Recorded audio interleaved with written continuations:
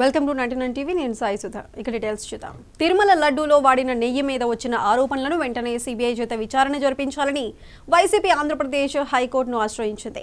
దేశవ్యాప్తంగా కలకలం సృష్టించడం, భక్తుల మనోభావాలు దెబ్బతినటం, వైసీపీ ప్రతిష్ట మసకబారటం సహజంగానే ఆ పార్టీని బాగా ఇబ్బంది పెట్టింది.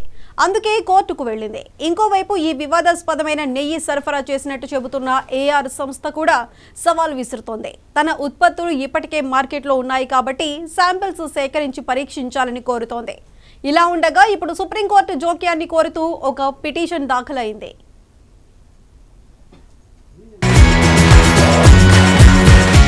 తిరుమల లడ్డూ ప్రసాదం నెయ్యి వివాదం నేరుగా వైసీపీని, జగన్ను, వాళ్ల పార్టీకి చెందిన టీటీడీ మాజీ చైర్మన్ వైవి సుబ్బారెడ్డిని, భూమన కరుణాకర్ రెడ్డిని వేలెత్తి చూపినట్టయింది.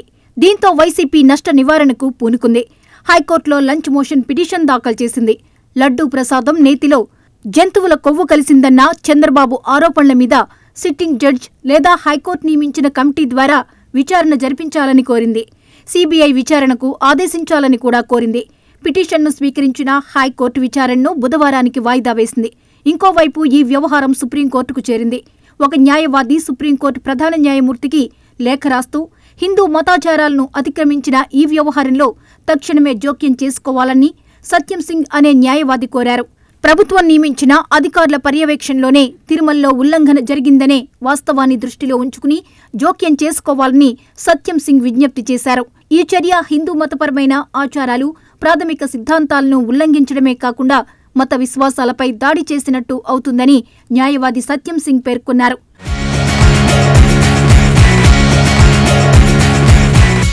ఒకవైపు ఉద్యోగుల సంఘం ప్రభుత్వాన్ని తప్పుపడుతోంది.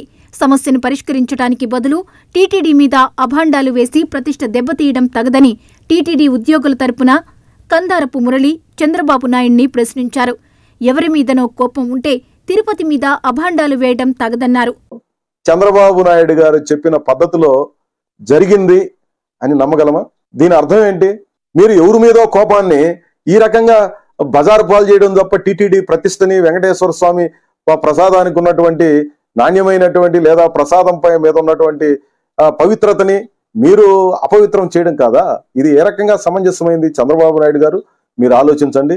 ముఖ్యమంత్రి స్థాయిలో తప్పులు సరిదిద్దబడ్డానికి మీరు ఈ రాష్ట్రం మొత్తానికి హెడ్ గా ఉండేది. తప్పులు కూడా చేస్తుంటే కఠినంగా శిక్షించండి, లేదా వాళ్ళ మీద మీరు ఏమేమి ఛార్జెస్ ఫ్రేమ్ చేస్తున్నారు వాటి ఆధారంగా శిక్షించండి. అదిగే కరెక్ట్. గాని ఈ రకమైనటువంటి మీ స్థాయిలో కొన్ని ఆరోపణలాగా మీరు ప్రకటించేసి దాన్ని వివాదాస్పదం చేయడం, దాని నుంచి లబ్ధి పొందాలన్నటువంటి ప్రయత్నం చేయడం అనేది ఏ రకంగానూ సమంజసమైనటువంటిది కాదు. భక్తుల మనోభావాలను దృష్టిలో పెట్టుకోండి.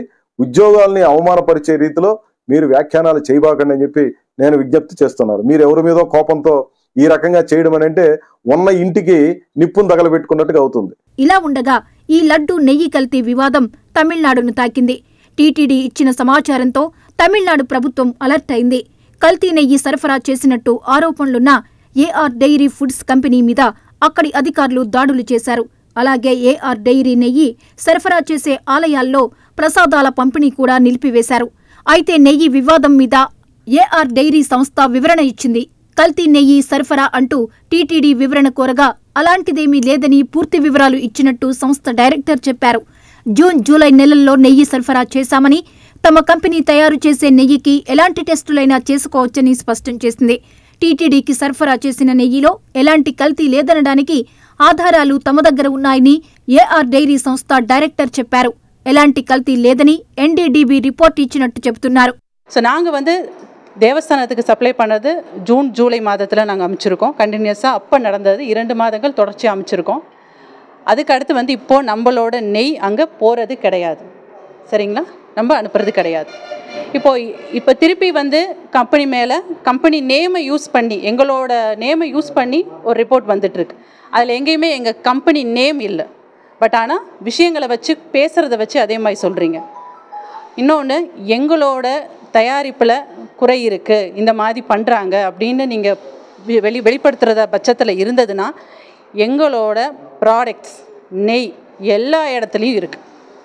எல்லா இடத்துலையும் எங்கள் ப்ராடக்ட்டை நீங்கள் எடுத்து டெஸ்ட் பண்ணலாம். సోషల్ మీడియా వేదికగా తమిళనాడు ప్రభుత్వానికి ఫిర్యాదులు వెల్లువెత్తుతున్నాయి.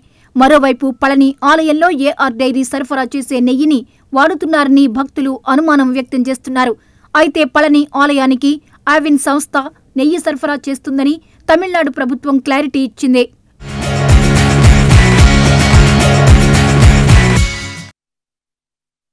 తిరుమల లడ్డు మహాప్రసాదం కల్తీ వివాదం టాలీవుడ్లోనూ ప్రకంపనలు సృష్టిస్తోంది. కామెంట్స్, కౌంటర్లు, రీకౌంటర్లతో హాట్ టాపిక్ గా మారింది. AP deputy CM Pawan Kalyan X వేదికగా పెట్టిన పోస్టుపై ప్రముఖ సినీ నటుడు ప్రకాష్ రాజు స్పందిస్తూ కౌంటర్ కామెంట్స్ చేశారు. డియర్ పవన్ కళ్యాణ్ గారు, మీరు డిప్యూటీ సీఎంగా ఉన్న రాష్ట్రంలో ఇది జరిగింది. దయచేసి విచారించండి.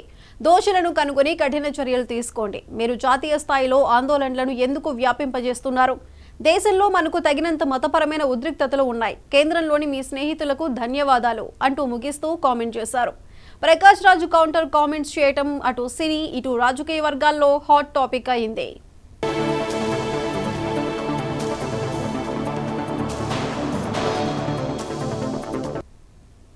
అయితే ప్రకాష్ రాజు ఎక్స్ వేదికగా చేసిన పోస్టుకు మరో నటుడు మా అధ్యక్షుడు మంచు విష్ణు ఘాటుగా సమాధానమిచ్చారు. ప్రకాష్ రాజ్, దయచేసి మీరు మరీ అంతలా నిరుత్సాహపడి అసహనం వ్యక్తం చేయాల్సిన అవసరం లేదు. తిరుమల లడ్డు కేవలం ప్రసాదం మాత్రమే కాదు, నాలాంటి కోట్లాది హిందువుల విశ్వాసానికి ప్రతీక. AP deputy CM Pawan Kalyan ఈ వ్యవహారంపై సమగ్ర విచారణ చేయాలని ఇప్పటికే కోరారు.